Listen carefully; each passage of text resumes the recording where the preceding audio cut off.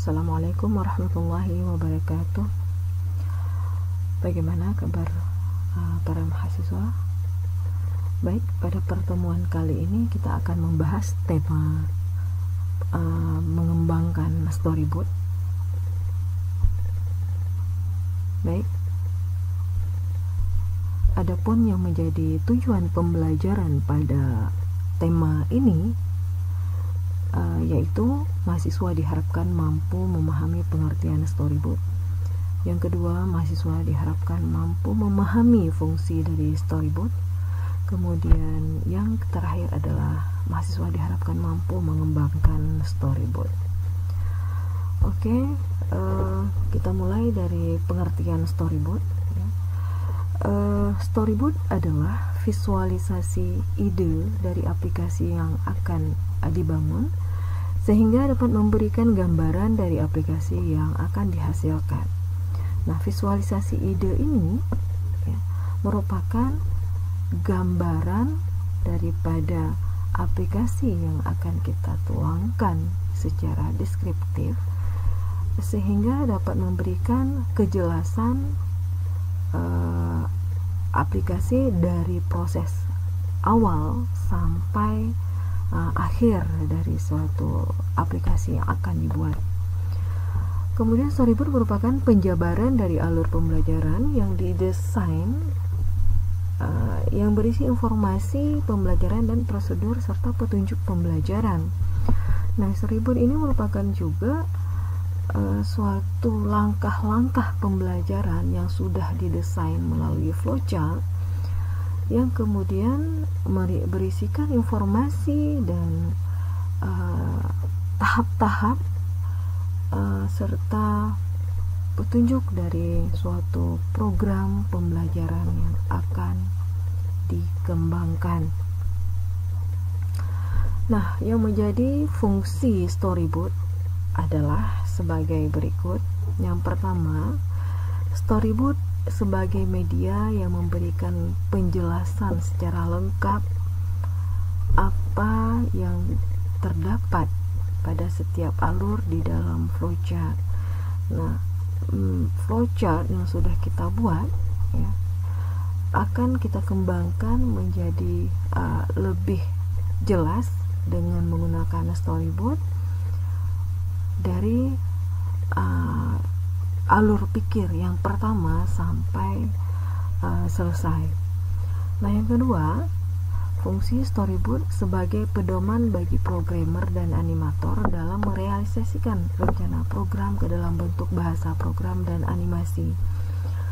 Nah, ini juga sangat penting para mahasiswa bahwa storyboard itu sebagai petunjuk untuk programmer dan juga animator di dalam mengembangkan program-program yang sudah dirancang ke dalam bentuk bahasa program.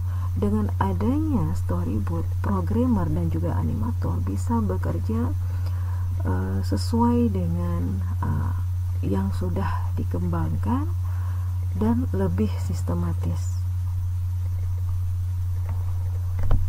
Nah, fungsi yang selanjutnya adalah sebagai pedoman bagi pengisi suara atau narator dan juga teknisi rekaman dalam merekam suara untuk kebutuhan naskah. Nah, ini juga sangat penting ya untuk narator, karena pada saat narator mengisi suara dengan adanya storyboard, maka ini memudahkan narator di dalam menjelaskan suatu konsep di dalam aplikasi pembelajaran. Oke, kemudian selanjutnya adalah fungsi sebagai dokumen tertulis. Nah, apabila ada pihak yang menginginkan data tertulis atau naskah dari program yang sudah dibuat, maka dapat menggunakan storyboard. Nah, ini sangat membantu program yang akan kita buat.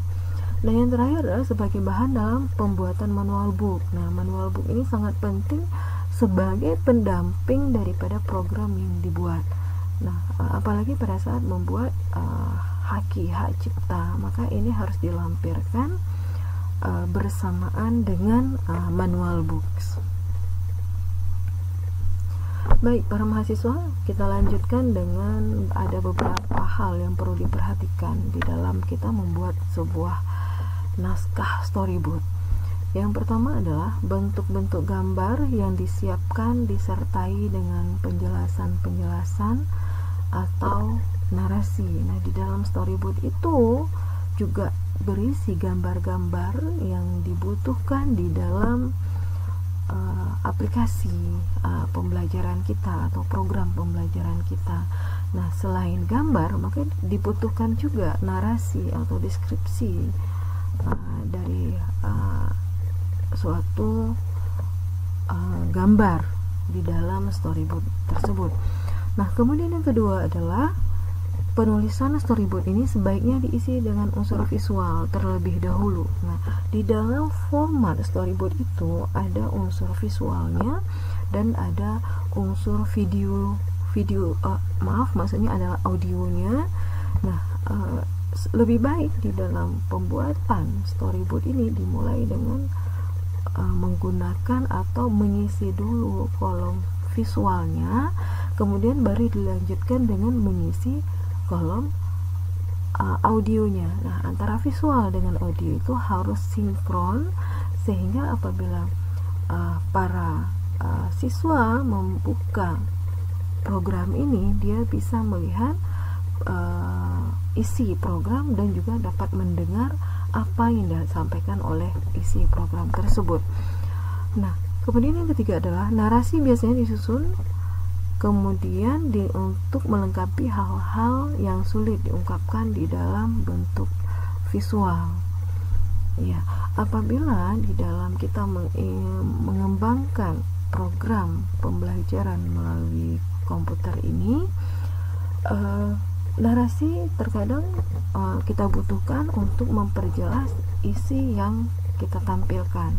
Jadi bukan hanya sifatnya adalah gambar atau animasi, audio, tetapi juga perlu ada teks narasi di dalam program yang akan dibuat. Kemudian bahasa yang digunakan adalah bahasa lisan, bukan bahasa tulisan, terutama yang harus dibacakan oleh narator. Jadi gunakanlah bahasa yang mudah dipahami oleh pendengar, oleh pengguna program, dengan memakai bahasa lisan yang lebih akrab dengan pengguna program. Selanjutnya adalah struktur kalimatnya sederhana, hindari kalimat-kalimat yang panjang dan berbelit-belit. Nah, ini sangat membantu narator di dalam menjelaskan isi program, sehingga perlu diperhatikan kalimat yang sangat sederhana dan jangan terlalu panjang, dan juga apalagi berbelit-belit, karena ini akan sangat membantu narator dalam menjelaskan isi daripada atau materi daripada program. Nah, kemudian adalah simbol dalam bentuk yang sederhana. Gunakan simbol yang bentuk sederhana yang mudah diketahui atau dipahami oleh siswa. Ya, karena juga harus dilihat bagaimana perkembangan siswa itu sendiri. Ya, jadi ada perbedaan simbol yang kita gunakan untuk kelas awal SD, kelas awal, dan SD kelas tinggi, atau penggunaan untuk sekolah menengah atas. Ya, jadi simbol-simbol yang digunakan ini memperhatikan karakteristik siswa yang menggunakannya nanti. Nah, kemudian gambar dalam bentuk yang menarik. Ya, nah, ini sangat membantu para siswa untuk lebih termotivasi di dalam belajar menggunakan media interaktif ini. Ya, warna juga lebih diperhatikan, kecuali untuk background, komposisi yang tepat dan sederhana, mudah dibaca dan dipahami. Jadi yang paling ditonjolkan di dalam mendesain warna ini adalah pesan yang ingin kita sampaikan, bukan background atau warna yang dapat mempengaruhi pesan. Jadi yang perlu kita perhatikan di sini adalah pesannya itu tidak diganggu oleh gambar-gambar atau pewarnaan yang lebih ditonjolkan daripada pesan yang akan kita gunakan. Oke, para mahasiswa, demikian pertemuan kita pada kesempatan ini. Nah, contoh storyboard bisa mahasiswa baca di modul yang sudah ada di dalam sistem e-learning. Demikian pertemuan kita. Saya akhiri. Wassalamualaikum warahmatullahi wabarakatuh.